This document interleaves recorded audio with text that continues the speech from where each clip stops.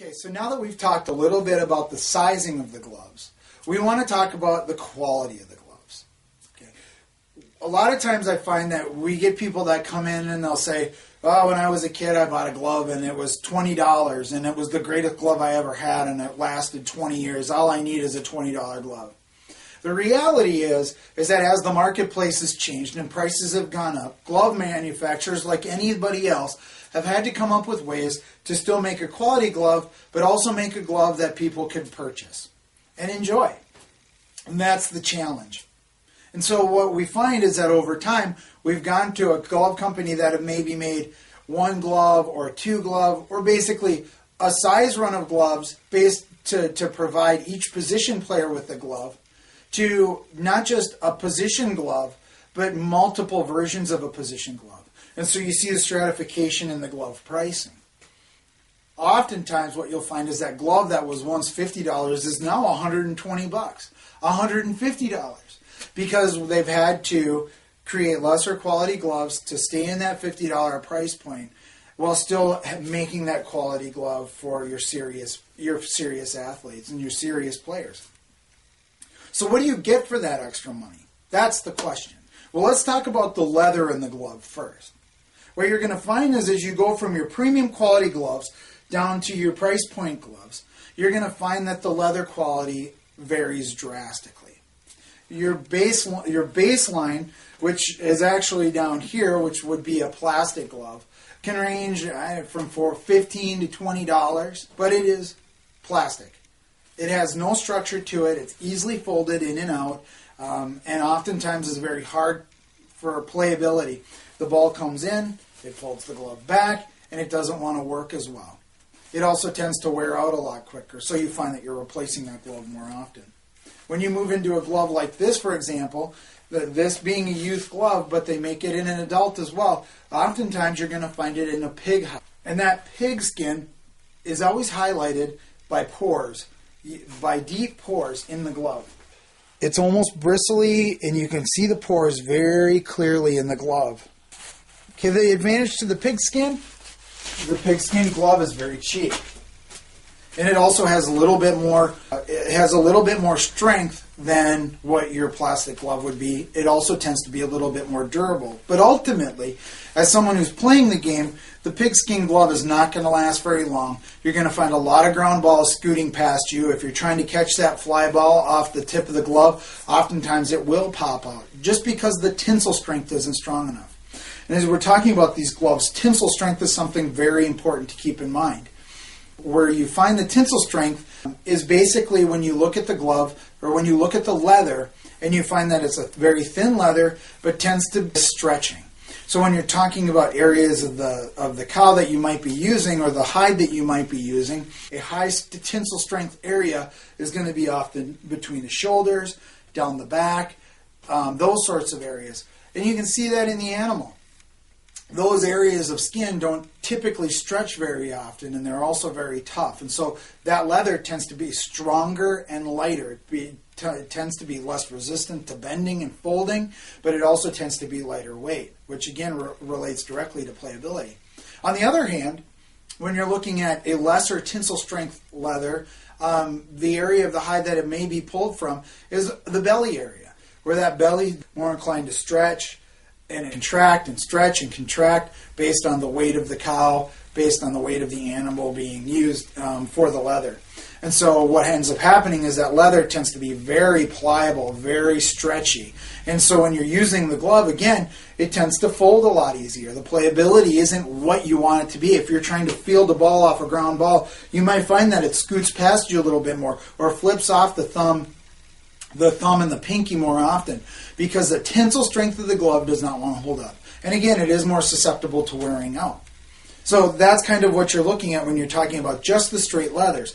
You have a leather glove down here. This is your base model. This is going to be, you're going to find that this, the tensile strength of this glove is very, very soft.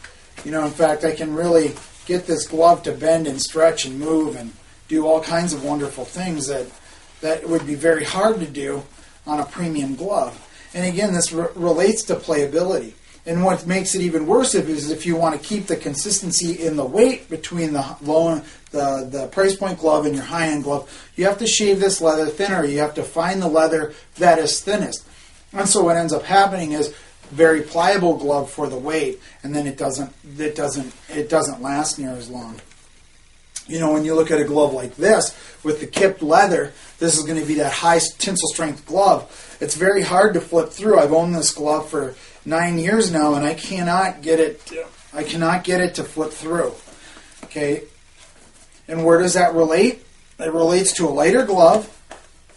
That again, as I'm playing the ball, when that ball's coming in on a hot shot, this is not going to fold back on me. So it retains that strength to hit that hot shot and get it out of the glove quickly. The other things that you're going to want to consider when you're looking in the gloves is features. As you move down the line, you'll find that the features become less and less on the gloves, and then you get into your premium gloves, and oftentimes the features of the glove are going to add to the comfort and the playability of the glove. So you look at the Louisville here. This is probably a $49 glove. This is about a $70 glove from Rawlings, and you can see that again the leather is very thin. I can very easily flip it backwards if I need to. It folds all the way. You know, I can fold fold the middle of the glove down, and you'll just notice that it is very much a basic glove. There are no features to really speak of. It's going to have the same features that a glove might have had 50, 100 years ago. It's just got your basic web, 5 fingers, open back, that sort of a thing. As you go up in the line, now when you start getting into your premium gloves by any vendor or company that makes gloves, you're going to find features that'll help out. I have Wilson gloves as my premium gloves, but again, Rawlings makes an excellent premium glove. So does Mizuno, so does Louisville, all of the manufacturers, and when you can get into some others like Akadema, you can get into Nikonas. They all make great premium gloves with very good quality, very good features on them. But mine are Wilson, so I'll take you through a couple of the Wilson gloves. The Wilson gloves are typically going to feature, for one, they're going to feature dual welting on the glove. What that means is you have dual seams on each of the fingers. When you look at a standard glove, you have one seam that goes through the glove. And oftentimes when you're putting that glove on, that seam sits right on your fingers. And when it does, it starts to wear on your fingers over time. It becomes very uncomfortable, and maybe this will be a better way to show it. But you see that finger, my finger runs right on that seam. So by offering that dual welting, you'll find that it becomes a lot more comfortable for the player. You'll also find that as you get into premium gloves, that the webs, they offer a variety of webs that will allow the player to be to have more mobility with the player in terms of the position that they're playing. They'll oftentimes inside the fingers. Your glove manufacturers will oftentimes inside the fingers have a custom fit foam so that the foam will expand to your fingers and make it a very comfortable fit long term. They'll also offer different styles of leather. With Wilson, it's the super skin leather. What this is kind of a departure from standard leather in that it's considered waterproof. It's also lighter weight, but you also find other manufacturers are going to have variations on the leather that they're using. Again, still coming with the dual welting on it, still a very, very comfortable glove, very lightweight glove, and again you see that different bar that comes with essentially the same glove line. These are both A2000 gloves, but they're just making variations of that glove. And so you're finding that the glove manufacturers themselves are they're going to put all of their technology into these gloves to make them the most playable gloves that they can be. When you're looking at, the other thing is, when you're looking at the glove quality, you're looking at the pinky and the thumb. The pinky and the thumb tend to be more flexible on your cheaper gloves, oftentimes they'll put cardboard or plastic inside these gloves, and that cardboard and plastic just helps for playability. Again, that ball comes in off the pinky. You can see this flexes back real easy, and it's going to tend to skip off a little easier. Same thing with the thumb. By having stiffer thumb and by having stiffer thumb and pinky, just the playability goes up. The ball tends to stay in front of you, and you can see that when you're looking at this Wilson glove here. The stiffness of the leather, the stiffness of the pinky and the thumb tend to keep that ball in front of you a little bit easier. Again, so even if the ball does scoot out in front of you, it's going to stay in front of you rather than roll behind you and keep you involved in the play. Breaking the glove in. We've all gone in, we've all picked up a premium glove, we've all said, man, it would be an awesome glove to have. Man, this is just the coolest glove ever. But then you try and close the glove, and it's just stiff as a board. Okay, well, that's overcoming that tensile strength that we talked about. You're going to find oftentimes with your premium gloves that they don't come pre-oiled, they don't come pre-broke, they come as they're manufactured. And for that reason, they tend to be very, very stiff. There's several ways to break in a glove.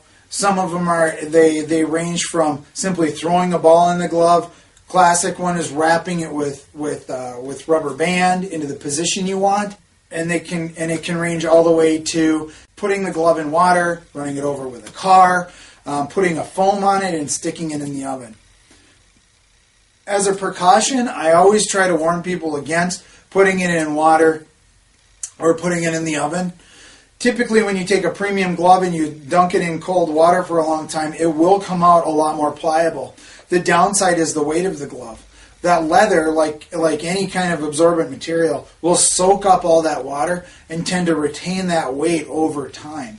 And so as it does, and it's mainly because it's simply bloating the leather. And that does have an impact on playability.